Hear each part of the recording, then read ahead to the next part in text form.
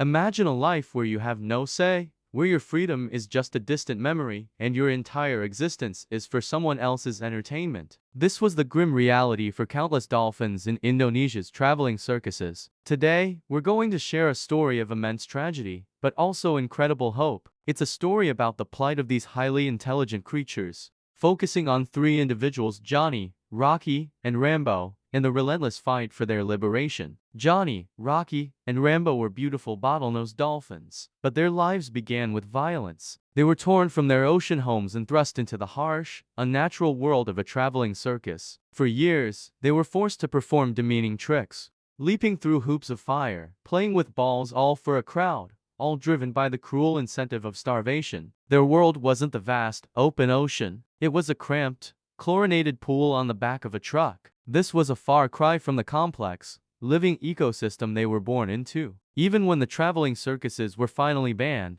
their ordeal wasn't over. They were simply sold to a hotel in Lovina, Bali. There, they were confined to another inadequate chlorinated pool, their spirits slowly being crushed. But a movement was growing. For over a decade, dedicated animal welfare activists campaigned tirelessly, their voices getting louder and louder. Finally, in early 2022, their efforts paid off. The Indonesian government delivered a landmark decision, a nationwide ban on traveling dolphin circuses. It was a monumental victory, a huge step forward. But the battle was far from over. Many dolphins remained trapped in fixed locations or within private conservation facilities, their futures hanging in the balance. But for a fortunate few, a new chapter was beginning. Among them were Johnny, Rocky, and Rambo. They were rescued and transported to a very special place, Umah Lumba, the world's first sea pen rehabilitation center for ex-circus dolphins. Nestled in the pristine waters of Banyueting Bay, West Bali, this was a world away from their past. Their new home was a natural sea pen, reaching depths of 15 meters. For the first time in years, they could feel the ocean's currents,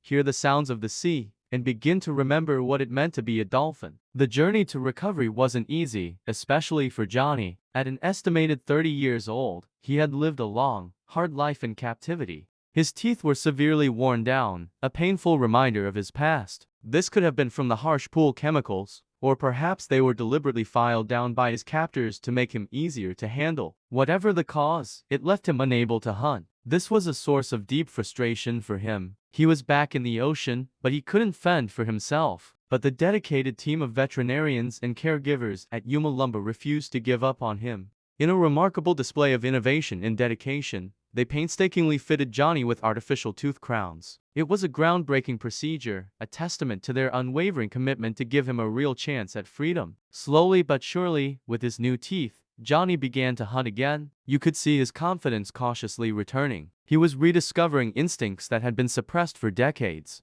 After months of intensive care, rehabilitation, and learning to be wild again, the moment everyone had been working towards arrived. Johnny, Rocky, and Rambo were ready for the ultimate freedom. They were released back into the vast, open ocean. The gate of their sea pen was opened, and they swam out into the blue. The early signs were incredibly promising. GPS trackers allowed the team to follow their progress. Rocky's journey was especially incredible. He swam thousands of kilometers, his tracker showing him reaching waters near Australia. He was following the ancient migratory paths of wild dolphins, a behavior coded into his DNA. It was a resounding success, a powerful symbol of hope and the resilience of the animal spirit. However, Johnny's story took a heartbreaking turn. Less than 2 months after his release, his journey came to a tragic end. He was found dead. A necropsy revealed the cause: the fatal respiratory infection, pneumonia. It was a devastating blow to everyone who had fought so hard for his freedom. His death is a tragic reminder that even with the best intentions and the most dedicated care, the scars of captivity can run deep.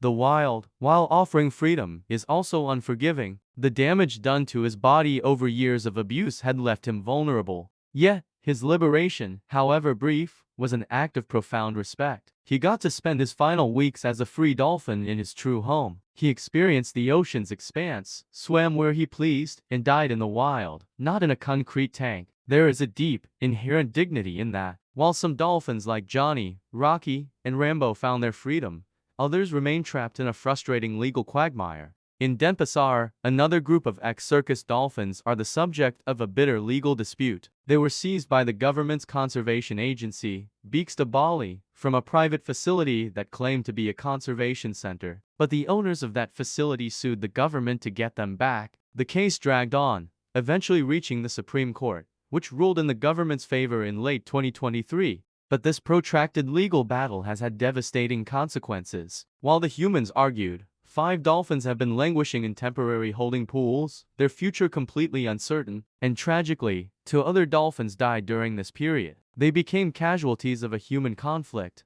their lives lost while waiting for a decision. This brings us to a crucial message. Rehabilitation and release into the wild, though fraught with risk, remain the most ethical path for animals that have been exploited for entertainment. It is a return to their inherent right to exist in their natural habitat, to live as they were meant to. Johnny's story, while ending in sorrow, exemplifies the profound dignity in granting even a short period of true freedom. It's a powerful argument against keeping these intelligent, sentient beings in captivity for our amusement. And it compels us to ask a difficult question. For the remaining dolphins caught in this legal limbo, isn't it time to prioritize their welfare above all else? Shouldn't they be given the same chance that Johnny, Rocky, and Rambo had? A chance at a wild, if challenging, existence, rather than languishing indefinitely in captivity, waiting to become another statistic in a long, drawn-out dispute. Their freedom is not a privilege. It is their birthright. Thank you for watching. If this story moved you, please share it to raise awareness about the ongoing fight for these dolphins. Don't forget to like and subscribe for more stories that matter.